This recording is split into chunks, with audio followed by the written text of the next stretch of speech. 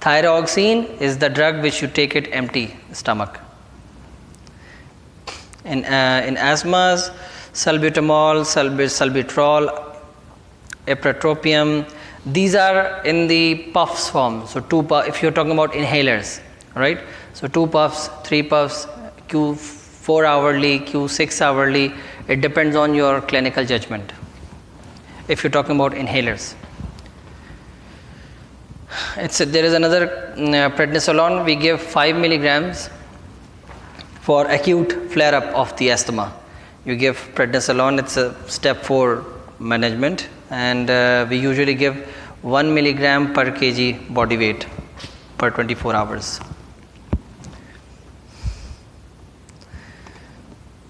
So here it is written like lisinopril, common side effect is dry cough, once daily, amlodipine, once daily, simvastatin 40 milligram, metformin, insulin, glipizide, hypothyroidism. Okay.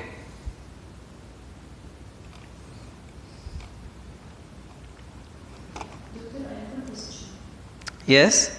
Doctor, can I take the medication with some herbs like mint, or it's better? Sorry, what is it? Can I take medication? Can a patient take medication with some herb drinks like mint, for example? Some hot drinks. Herb, yes. H-E-R-B. Herbs. Yep. Medications with herbs? Yep. Like taking medication with some mint drink or something. Okay. That's going to decide which kind of herb is it, because some of the herbs they can have cytochrome P450 inhibitors. There are drugs which are cytochrome P450 inhibitors. There are drugs where cytochrome P450 stimulators. So in the herbal medications, we are not very aware of these terms, and we don't know whether these herbs are actually activating or deactivating. So it's just on the practices. If someone has done it, it's okay. But as far as the knowledge of these herbs are concerned, these herbs are very different herbs. So it would be risky. Yani, I don't know which kind of herb is going to activate or deactivate the cytochrome P450. So it may have increased or exaggerated side effects. So we are not aware of that. To be on the safe side, we can split it down into different doses or into different timings. You can take it herbs in the morning and do it in the afternoon. Taking with the herbs is a risky thing. If you have the knowledge that it's not going to affect in cytochrome P450, you can take it.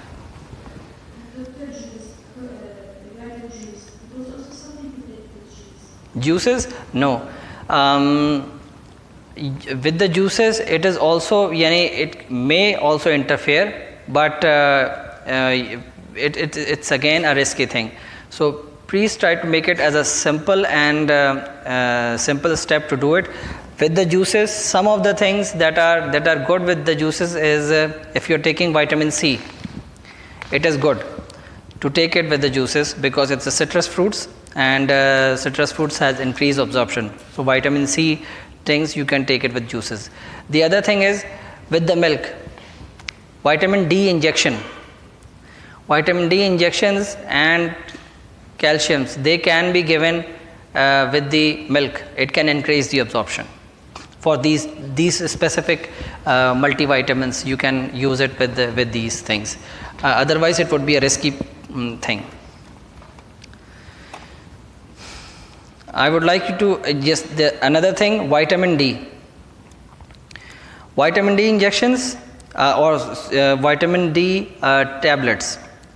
400 units per day is the recommended daily allowance for the vitamin D for adults, once per day. This is the maintenance dose. If you want to take the vitamin D supplement, you should see that it does have a sufficient vitamin D in that. Usually there are supplements which does not have the sufficient doses in this. So if you talk about international units, it is 400 international units. It is different in mgs. It comes in the mg format or in the international unit format. I just mentioned here in the international unit format. 400 units per day for adults. For children's, requirement increases like 800 to 600 units per day.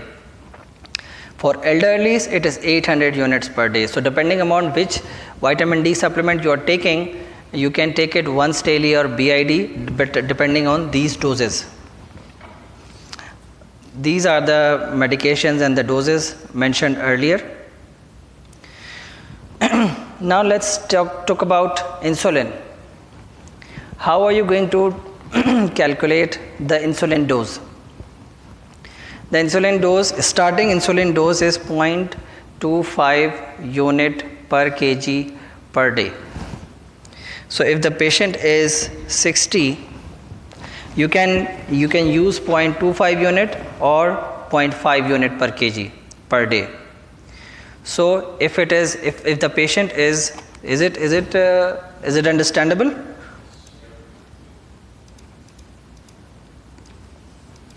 So for example, if the patient has 70 kilograms and if you multiply it 0.25 with this, it's going to be 17.5 unit per day. Depends on what kind of, this is the 17.5 unit per day is the 24-hour requirement of the insulin of that particular patient, and then you need to select which kind of insulin you are giving.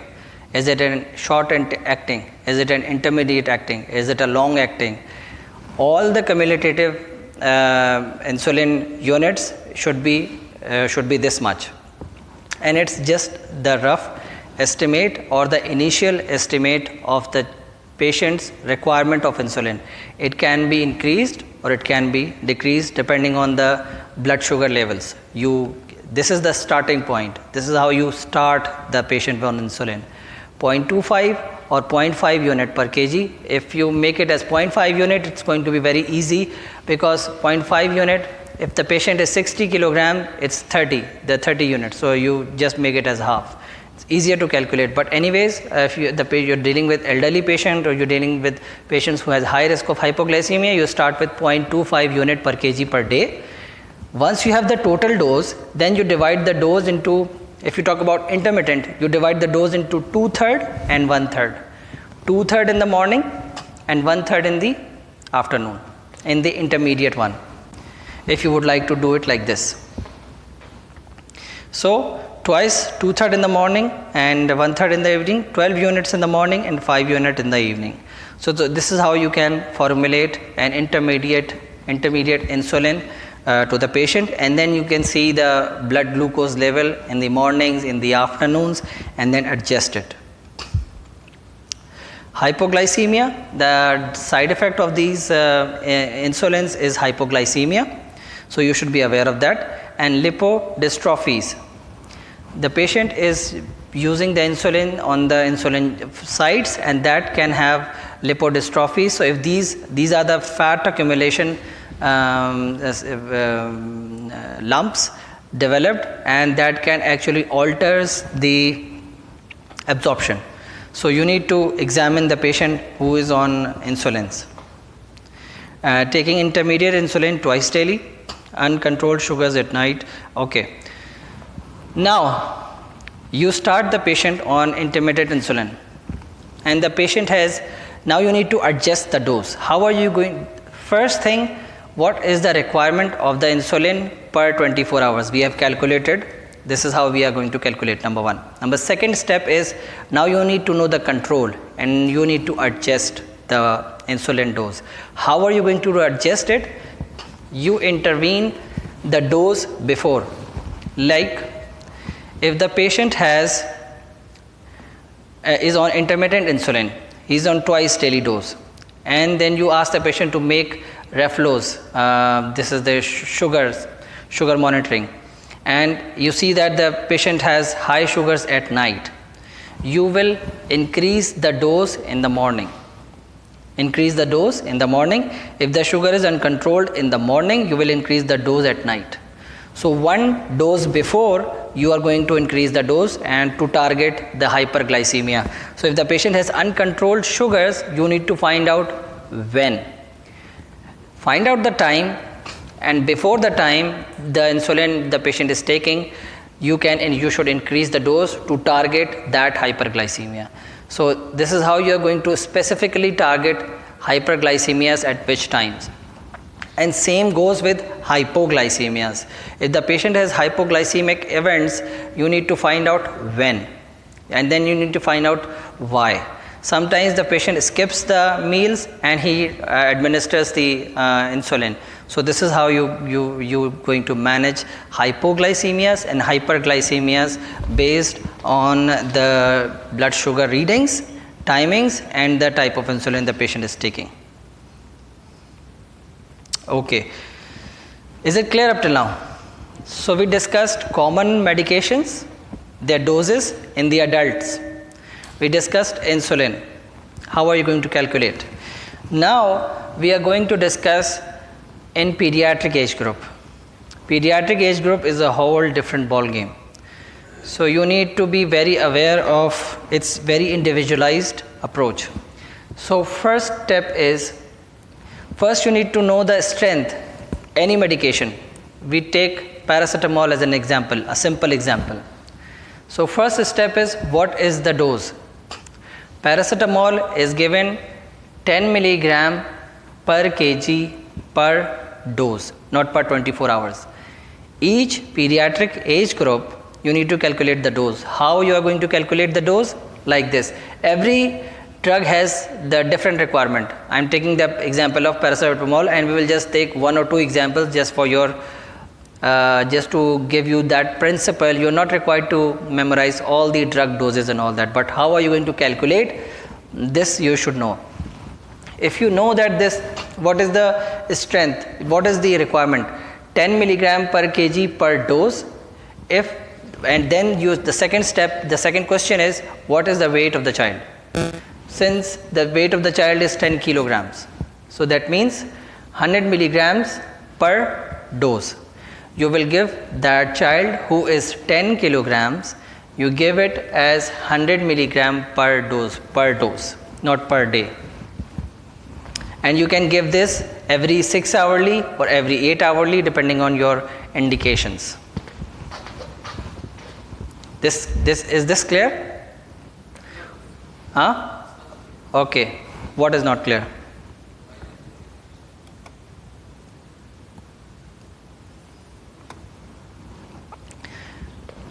The paracetamol you will give, first you know how much paracetamol you are going to give to the child. Okay? You need to calculate the dose requirement based on the patient's weight. The patient weight is 10 kilogram, the child weight is 10 kilogram. So the dose is 10 milligram per kg per dose.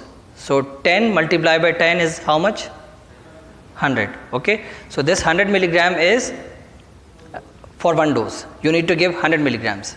Now the second question arises, what is the strength that this paracetamol is available? The paracetamol is available 125 milligram per 5 ml. This is the production. You are not going to give patient as an mg, you need to give it as an ml because it's a syrup. Okay? Is it getting, let me explain it.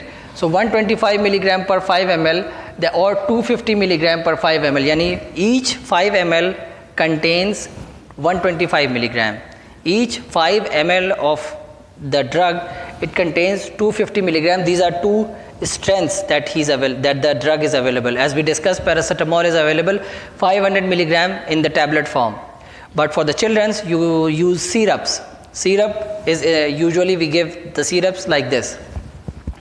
So if in 5 ml we have 125 milligrams, all right, if we give 5 ml of this paracetamol, it is going to be how much mg?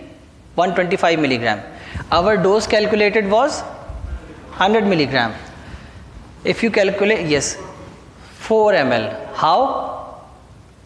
Each ml contains 5 ml contains 125. Each 1 ml contains 25. So 1 ml is 25, 2 ml is 50, 3 ml is 75, 4 ml is 100. Okay.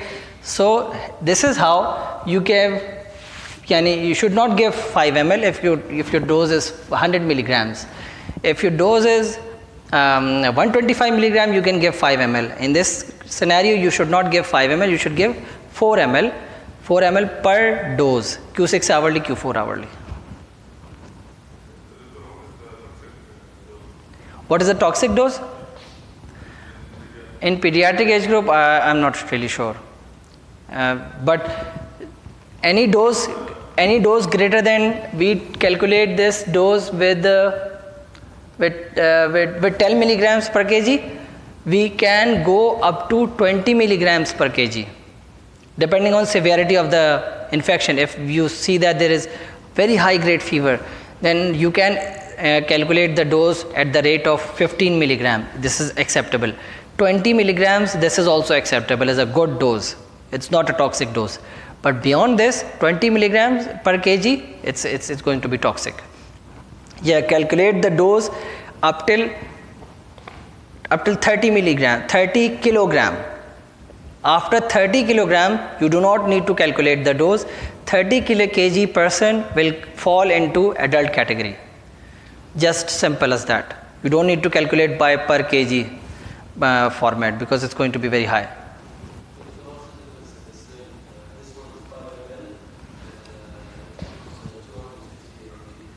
These are the two strengths. One strength is 5 ml has 125, it's a lower strength. But the other has 250 milligram per 5 ml. It depends on how much you have calculated the dose. So, okay, let me put another thing.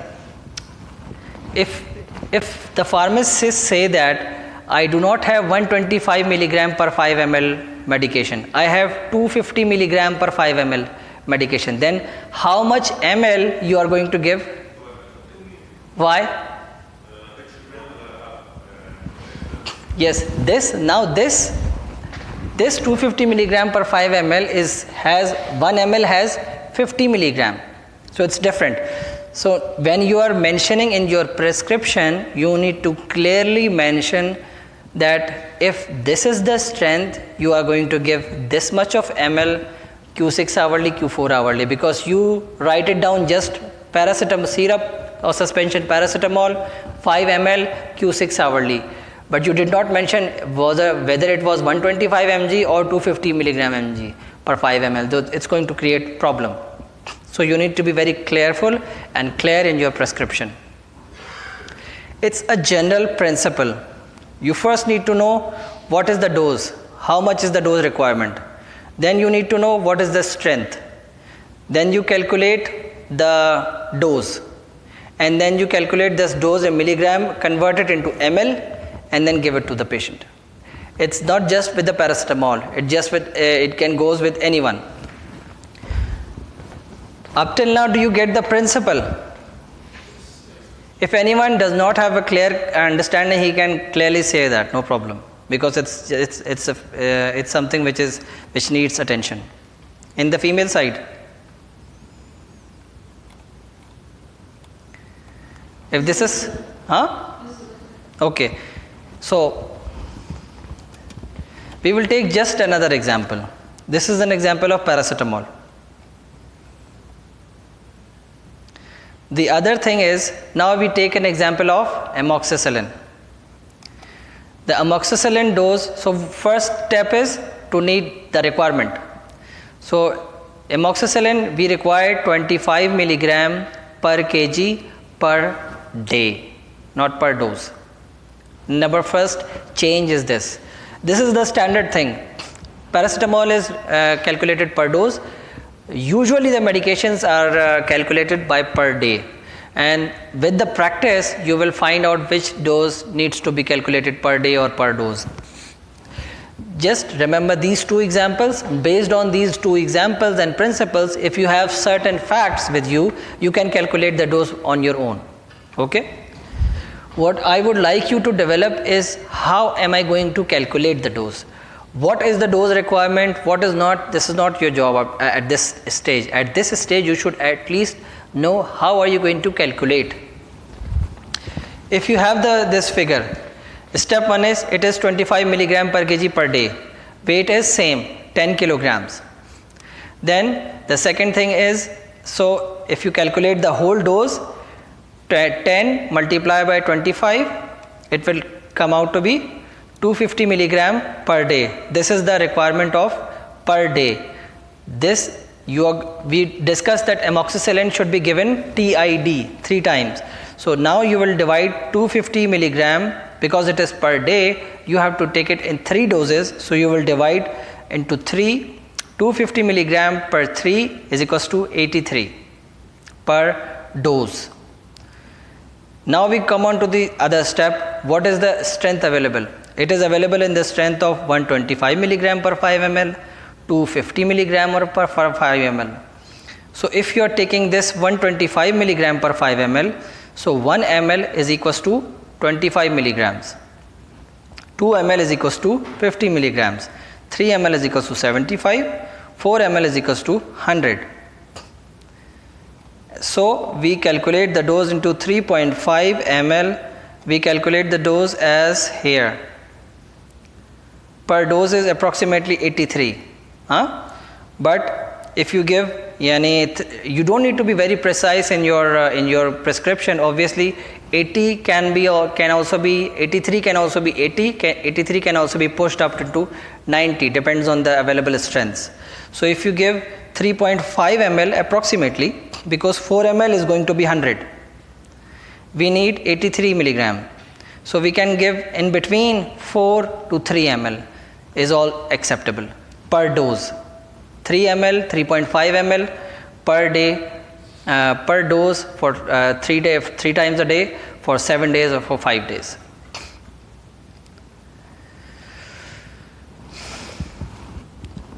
First step, per milligram per kg per day hai ya per dose. Then you need to know the strength, calculate the weight of the dose of the strength, and then formulate your strengths. Do visit this thing again, and then we will practice when we are in your primary healthcare centers. We need to practice this. The more you practice, the more you will be familiarized with it. Yes.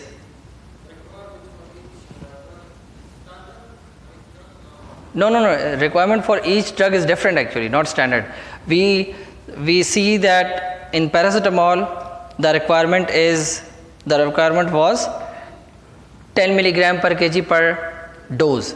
Here, amoxicillin 25 milligram per kg per day.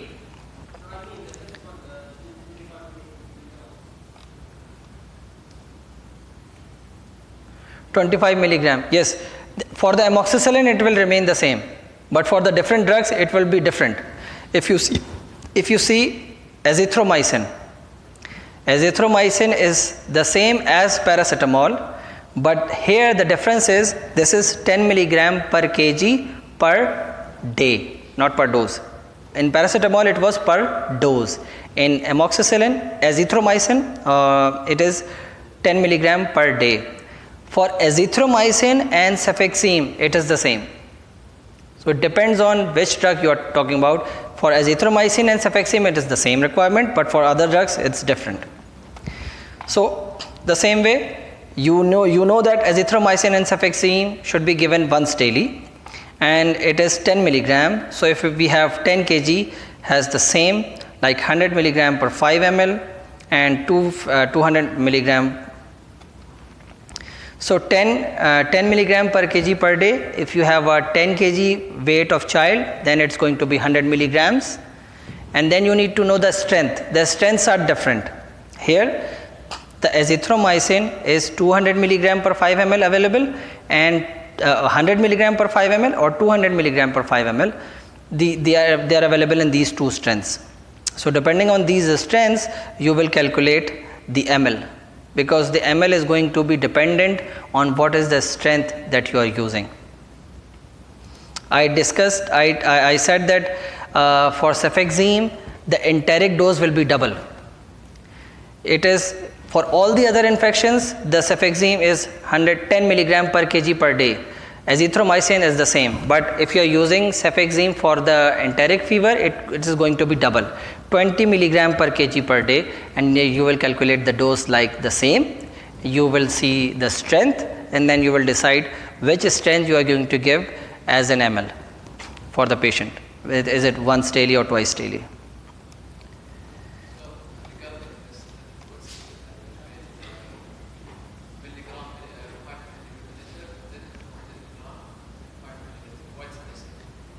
Why it's the same? No, it's not the same. One is 100 milligram per 5 ml and the other is 200 milligram per 5 ml. These are two different strengths. Yani these are two different strengths. Whether is it 100, are you using 100 milligram per 5 ml suspension, or you are using 200 milligram per 5 ml suspension. So it's different. If you have a larger dose calculation, then obviously you are going to take the larger 200 milligram per 5 ml because you need to minimize the ml. You do not want to give 8 ml or 10 ml or 20 ml to a patient, to a pediatric age group. It's going to be very difficult for you to manage. So that's it. Yes.